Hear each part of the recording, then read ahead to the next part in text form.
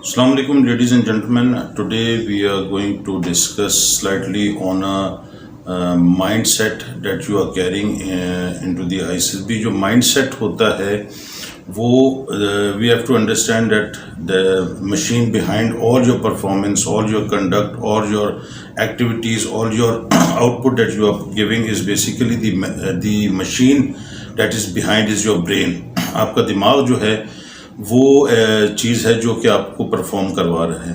अब mind set और mind की जो बीमारियां हैं, जिसे आप I must say this thing date की बीमारियां हैं, वो ऐसी चीज़ है कि आपको रिकमेंड करवा देती हैं या नॉट रिकमेंड करवा देती हैं. बीमारी होगी तो नॉट रिकमेंड की तरफ ही ऑब्वियसली लेके जाएगी. तो ये माइंड सेट होना क्या चाहिए? माइंड सेट आपका बिल्कुल स्ट्रेट फॉरवर्ड, सीधा, राइट लेफ्ट वाला, वाइब्रेशन वाला, टिल्टिंग वाला ये नहीं होना चाहिए. सीधा माइंडसेट हो, और सीधा माइंडसेट किसी एकेडमी से नहीं बन सकता until unless you spend a considerable time at that particular institute.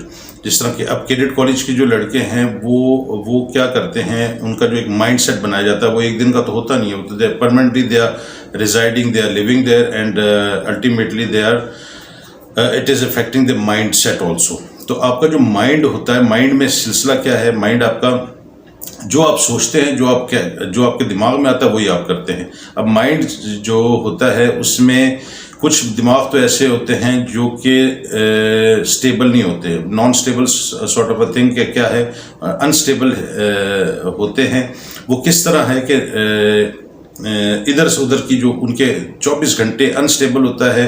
और वो होता क्यों है? वो होता है इस वजह से कि आपके इधर उधर की जो आपके पास जो फीडबैक आ रही है, जो सजेशन आ रही है, जो आपको गाइडेंस आ रही है, वो जब आपके एक दिमाग में चलती है तो वो एक डिफरेंट माइंडसेट बनता है, डिफरेंट एक चीज़ बनती है. अगर एक मैं पानी का बर्तन है, उसके अंदर पानी भी डालूं, तो उसमें शरबत भी डालूं, उसमें कोई कोक भी डालूं, और उसमें कोई और दूसरी तरह का अच्छा बुरा मटेरियल भी डालूं, तो वो पानी तो नहीं रहेगा, होगा वो liquid he. But that particular pot जो है वो ऐसा तो नहीं होगा कि आप उसको पानी का या शरबत का पॉट कह सकें, because it has a mixture of many things. Similar goes with the mind set also. तो एक तो वो आपका दिमाग ख़राब कर देता है. दूसरा, आपका दिमाग है ही टेढ़ा है. सीधी बात आए तो आप सीधी बात को भी शक की नज़र से देखते हैं कि यार क्यों हो रहा है, कैसे हो रहा है.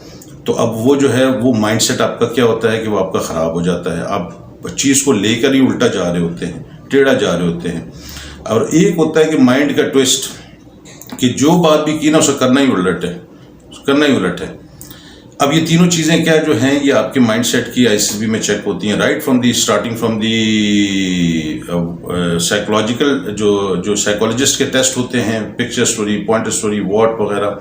अब उसमें आप जो हैं एक तो या तो चीज़ को क्या करेंगे, चीज़ को मुश्किल बनाएंगे, मुश्किल जुमले बनाएंगे, क्योंकि मिक्सचर बना हुआ दिमाग में, हर तरफ से फीडबैक लेकर आए हुए, वॉट में भी, पिक्चर स्टोरी में, पॉइंटर स्टोरी, हाफ सेंटेंस में भी.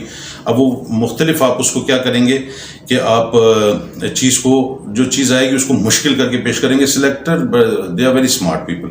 वो फ़ौरन जो है ना उनको पता चल जाता है कि which type of mind set is having. और इन अबव दिस आप ख़ास तौर पे आप देखते हैं कि आपके जो भी डॉक्यूमेंट्स होते हैं वो ज़्यादातर उनमें लाइन वाले नहीं होते, मतलब ब्लैंक पेज होता है. If you have to write a picture story और पॉइंटर स्टोरी और वॉट भी अगर हैं, तो वॉट या हाफ सेंटेंस में तो वो लाइन आधी लगा देंगे, लेकिन बट के उसमें आपके वो ब्लैंक पेज होते हैं. अब जो टिल्ट वाला माइंडसेट होता है ना, जिसका माइंडसेट है ही टेढ़ा और उसको पता ही नहीं चल रहा. और ये माइंडसेट टेढ़ा किसका होता है? बच्चों का होता है. आप बच्चों को देखें ना, जब वो एक उनको ब्लैंक पेज दे दिया जाए लिखने के लिए, तो वो उनकी लाइनिंग हॉरिजॉन्टली टेढ़ी हो जाती है, हॉरिजॉन्टली टेढ़ी हो जाएगी, वर्टिकली टेढ़ी हो जाएगी. पहला यहाँ से शुरू करेंगे तो दूसरा इधर से शुरू करेंगे, तीसरा इधर से शुरू करेंगे, चौथा अगर हॉरिजॉन्टल लाइन में करें तो ऐसे, अगली लाइन ऐसे टेढ़ी करके जा रही होती है ना. This is the showing the mindset के बच्चे ने कोई पढ़ाई लिखाई से ताल्लुक नहीं है, और अगर किया भी है तो इवन वो माइंड टिल्ट है, वो आपकी टिल्ट माइंड की, आपकी ट्विस्ट ऑफ माइंड की वो चीज़ का पता चल जाता है. अभी चेक नहीं हुई चीज़ चेक नहीं हुई, लेकिन आपके ना देख के, फर्स्ट ग्लांस में देख के पता चल जाता है. इसी वजह से मैं कहता हूँ कि फर्स्ट अपीयरेंस जो है ना वो बहुत इंपॉर्टेंट है. कि अगर आप इस काबिल तो हों कि आपकी चीज़ को पढ़ा जाए और आपकी चीज़ को देखा जाए, उसको। इसी तरह ऐसे राइटिंग में होता है, ऐसे राइटिंग में भी आपकी लाइन टिल्ट हो जाती है बिकॉज आपका माइंड सेट ऐसे बना हुआ है। पिक्चर पॉइंटर स्टोरी में अगर आप देखें, जो टेढ़े माइंड का बंदा या चीज़ों को मुश्किल करने वाला बंदा, अगर उसके सामने एक क्राउड की तस्वीर आ जाती है तो वो जो मेन कैरेक्टर जो पूरी दुनिया देख रही है उस पिक्चर को देखते हुए कि पहली चीज़ माइंड सेट की उसमें जो मेन कैरेक्टर या एक सिचुएशन ये आ रही है वो उससे हट के करेगा।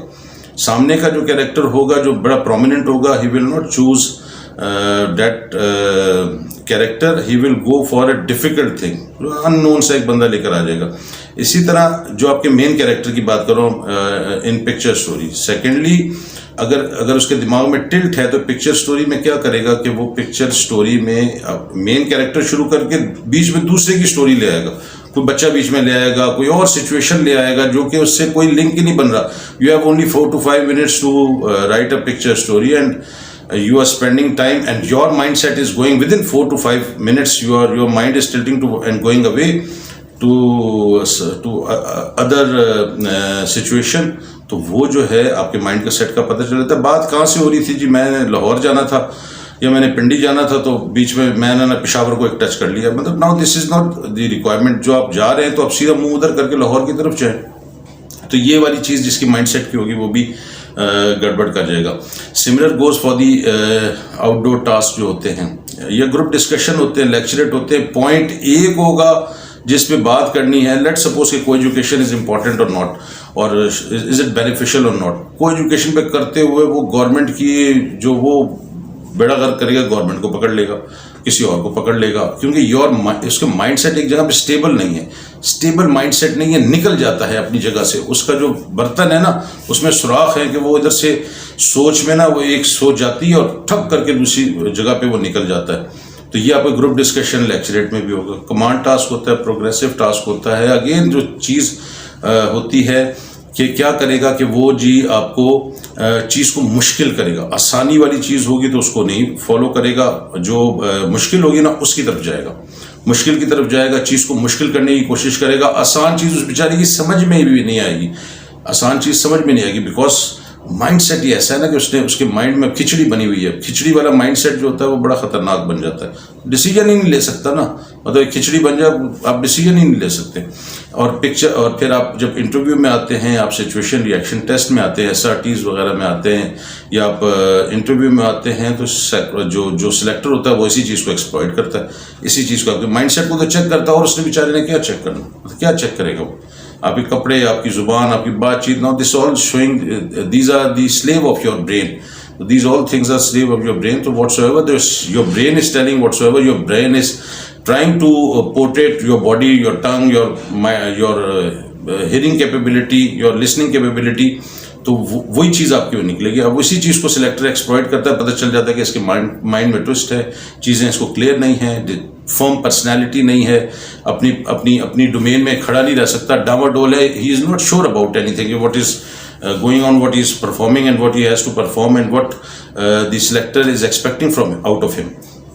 तो ये चीज़ चेक हो जाएगी। आपके इंडिविजुअल ऑब्स्टेकल्स जो होते हैं उसमें भी आप जो बंदा टेढ़े माइंडसेट का होगा, जब पूरी दुनिया और सीधी सी चीज़ चल रही होगी कि सीधा सीधा सीधा सीधा ये काम करना है, वो कभी भी उस पर नहीं जाएगा। वो उसकी अपनी एक लॉजिक होगी, पहले पता नहीं क्या करेगा, वो किस तरफ निकल जाएगा, कभी जो दूर की चीज़ होगी उसकी तरफ जाने शुरू कर देगा, मुश्किल चीज़ को पहले करने की कोशिश करेगा, जी पहले तो मुश्किल को कर लो, तो आसान कौन करेगा? और या वो होगा तो कह ले जी आसान कर लो, तो आसान कर लो या मुश्किल कर लो, दोनों सही नहीं है ना, मतलब ये चीज़ें ठीक नहीं है। अब वो क्या, वो बेसिकली माइंड की गेम बनी हुई है। तो what I am trying to say कि आपकी एकेडमीज़ में आप जहाँ ट्रेनिंग करते हैं, जो चीज़ें पढ़ते हैं वो आपको रट्टे तो लगवा देगा, रट्टे लग जाएगा, क्योंकि क्लास होती है बड़ी, उसमें बड़ा कुछ हो जाता है, तो वो स्टोरीज भी चल रही होती हैं और बस ऐसी सिलसिला चल रहा था। आपके माइंड सेट को तो चेंज नहीं कर सकेगा। Once your mindset, nobody can change your mindset. कोई एकेडमी, कोई उस्ताद माइंड सेट चेंज नहीं कर सकता until unless you are willing to judge your mind, और उसको आप अपने आप को इस लेवल पे सोचें कि यार मेरे साथ कोई प्रॉब्लम है या नहीं है। मैं ये नहीं कह रहा कि प्रॉब्लम होती है हर वक्त, प्रॉब्लम है या नहीं है, I have to change this thing. So mindset जो है ना वो कोई एकेडमी चेंज नहीं कर सकेगी, बिकॉज आप 2-3 घंटे की क्लास लेते हैं। until unless अपने आप को बंदे के हवाले करें, बंदे के हवाले करें। जैसे कैडेट कॉलेज के में जो बच्चे होते हैं वो हवाले कर देते हैं, वो पता नहीं उनके साथ जो हो रहा होता है, नाउ दे आर फॉलोइंग, अब वो फॉलो कर रहे थे। और यही चीज़ आप देखें मिलिट्री अकेडमीज में, और क्या है मिलिट्री अकेडमीज में भी यही है कि आप अपने आप को हवाले कर देते हैं। Now they are spending about 2 years 3 years to mould yourself, कि आपके माइंड सेट को चेंज करके कि भाई उसको एक सिविलियन लाइफ से एक फौजी बनाना है, उसको फौजी का अपना एक माइंड सेट है, उसको माइंड सेट बनाना है। और आप देखेंगे वही लड़का जो होता है किसी अकेडमी में, जो मिलिट्री अकेडमीज में गया होता है, जाने से पहले वो किस तरह होता है, जब निकलता है पास आउट होता है तो वो चेंज हो जाता है। तो अपने माइंड सेट को चेंज करने के लिए give yourself to a prominent person, to a capable person who can जज you, who can teach you. Otherwise जो है ISSB में नॉट रिकमेंडेशन का रेशो यही चलता रहेगा। Thank you very much and अल्लाह हाफिज़।